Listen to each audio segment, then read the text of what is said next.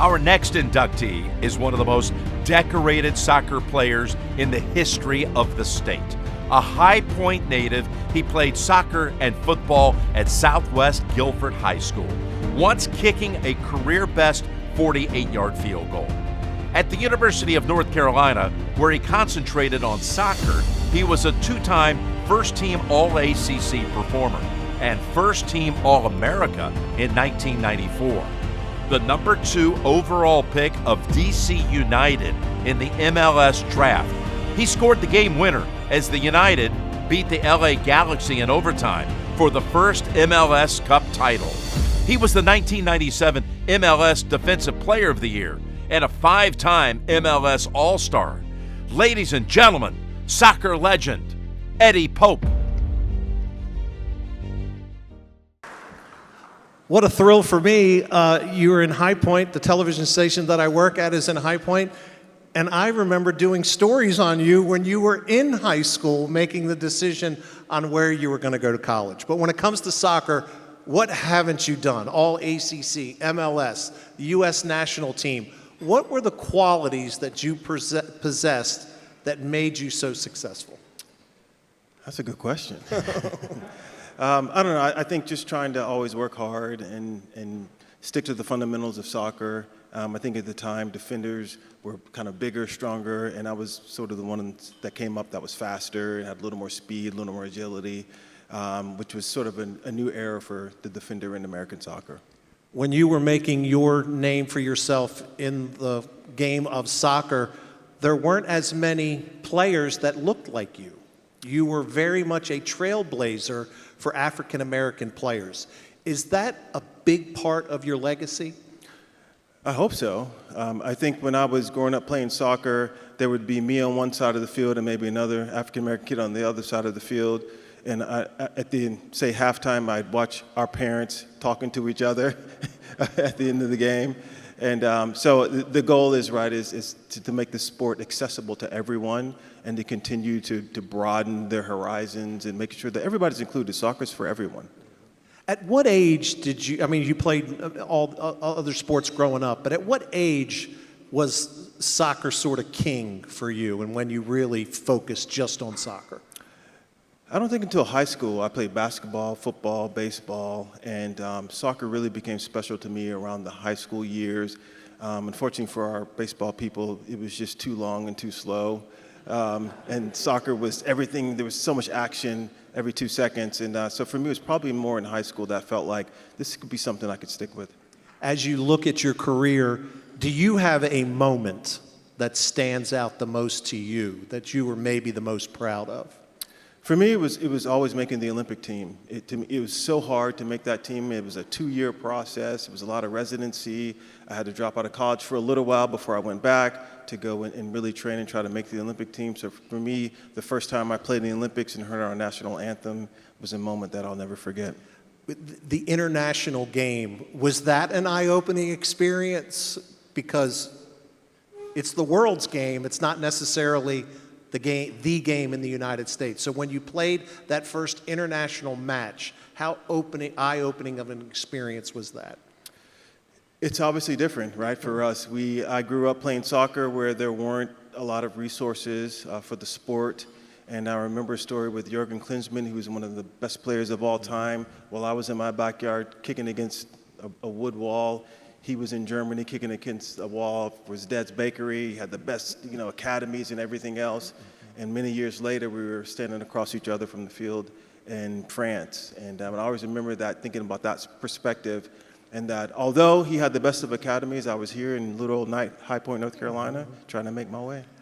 Now you are involved with the Carolina Core of the MLS Next League.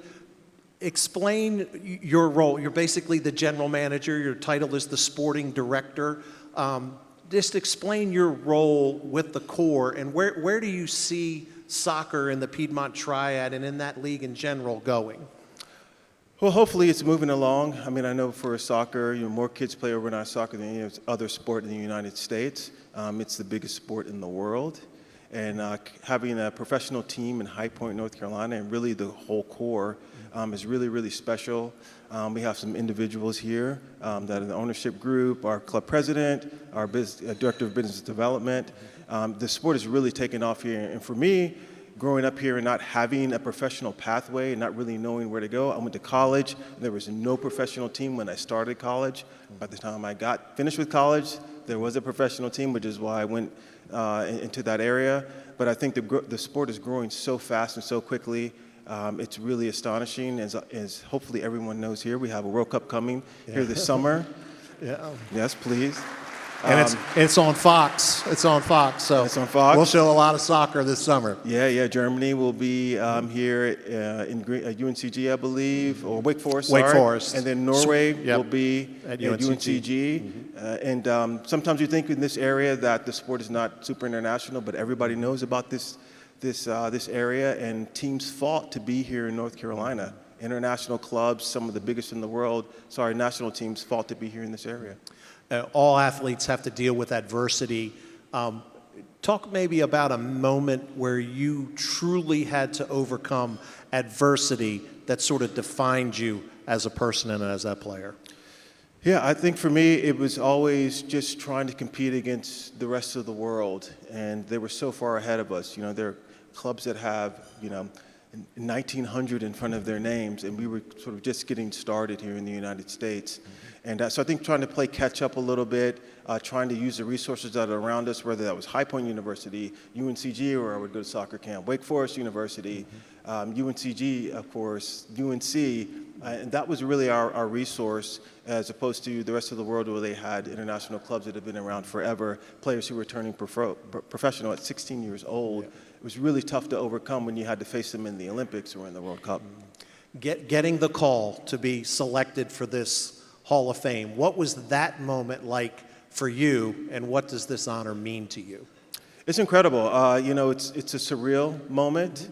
And as I said yesterday, for me, it's an honor to be represented in the North Carolina Sports Hall of Fame, but it's also really special to represent the sport of soccer in the North Carolina Sports Hall of Fame. I think there's only one other member, so I hope to working with other members of the board to bring in some of our other athletes, some of our soccer players into the board as well. Obviously, an athlete usually has a great team behind them, starting with family. Who are the people that you would like to thank for your career, and this moment too? Yeah, I think a lot of people said God is first and foremost. He's really helped me throughout my life and everyone else throughout my career. That goes without saying. But I obviously would like to thank my family, my beautiful wife, my children. I think sometimes we forget the kids because if they follow us around our careers, they have to change schools. It's not difficult. It's not easy for them. Right. And I have 3 kids. My son Santiago is the only one here this evening, so you're now the favorite kid, by the way. And of course, our parents that follow us around, they take us from practice to practice, to game, and they really support us.